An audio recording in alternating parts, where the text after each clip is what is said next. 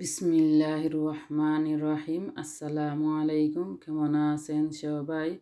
আশা করি আল্লাহর রহমতে সবাই সুস্থ আছেন, ভালো আছেন। আলহামদুলিল্লাহ, আমরা আল্লাহর রহমতে সুস্থ আছি, ভালো আছি। আমি সকালে নাস্তার জন্য আজকে লাচ্চা সেমাই বানাবো।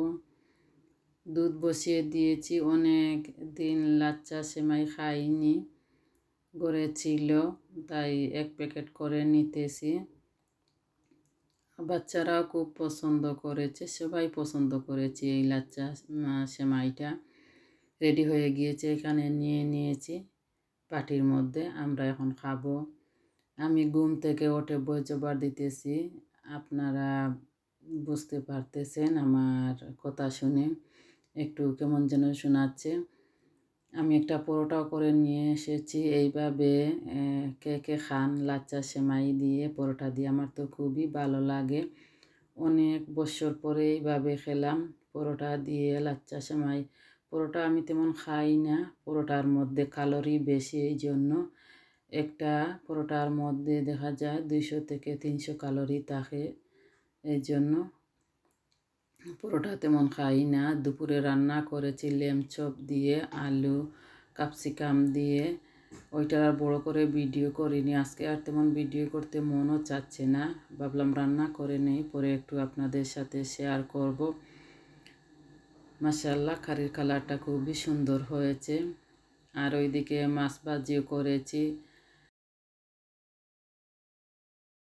দুপুরের খাওয়া দাওয়া পরে টেবিলটা ক্লিন করে নিতেছি। বাচ্চারা বসে খেলে তো খাবার ফেলে দেয়, ছোটো দুইজন বেশি এরকম করে টেবিলের মধ্যে অনেক খাবার ফেলে দেয়।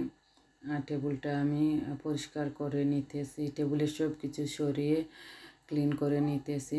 খাওয়া শেষ হয়ে গিয়েছে।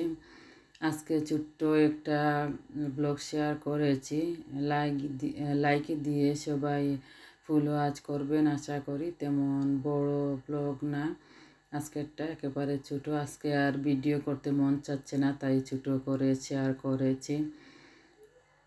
আর ওয়াচ টাইম তো পুরোপুরিভাবে আসে না, সবাই বলেন এইটা কেন জানি।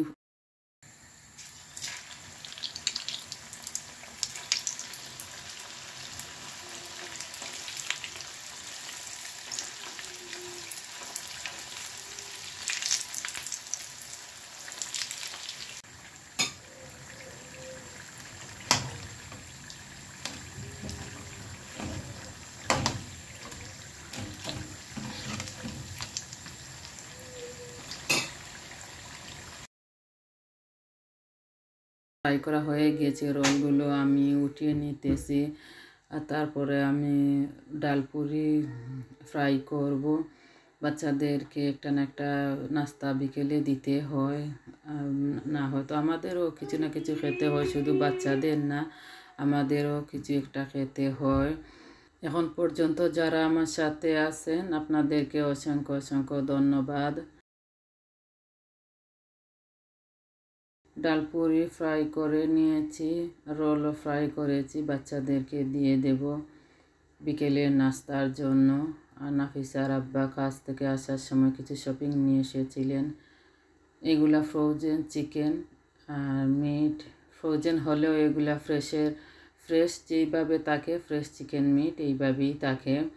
ওনাদের শপে খুবই ভালো ভালো চিকেন মিট, তারপরে মাছ, সব কিছু পাওয়া যায়।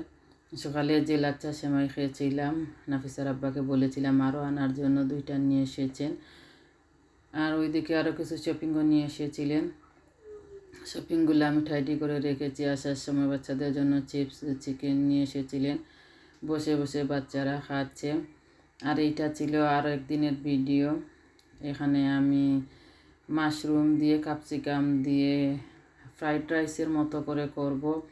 ফ্রাইড রাইস বলতে পারেন, ফ্রাইড রাইস করে দেব বাচ্চাদেরকে। ক্যাপসিকাম আর মাশরুম দিয়ে, পেঁয়াজ রসুন দিয়ে। যারা নতুন আজকে আমার ভিডিও দেখবেন, আমার চ্যানেলটি সাবস্ক্রাইব করবেন। সাথে আমি কিছু ইসাও দিয়ে দিতেছি।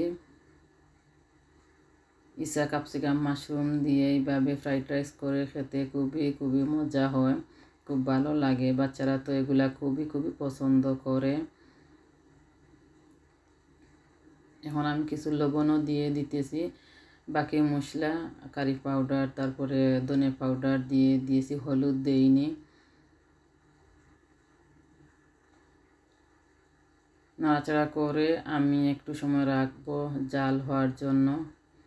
একটু সময় রেখেছি, জাল হয়ে গিয়েছে। এখন আমি রাইস দিয়ে দিতেছি।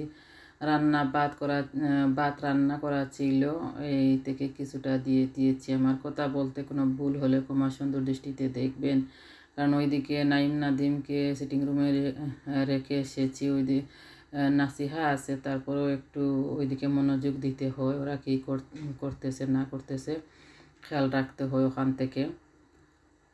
আমি একটু কাচাপও দিয়ে দিয়েছি, যদিও বাচ্চারা কাচাপ তেমন পছন্দ করে না, আমার ভালো লাগে, আমি একটু দিয়ে দিয়েছি। তবে খুবই মজা হয়েছে কাচাপ দেয়াতে, এমনিতেই মজা হবে এইভাবে করলে, আর কাচাপ দিলে তো আর একটু ভালো লাগে, টেস্ট হয়। এই যে রেডি হয়ে গিয়েছে, বাচ্চাদেরকে দিয়ে দেব বিকেলে। আর সবাই ভালো থাকেন। আসসালামু আলাইকুম।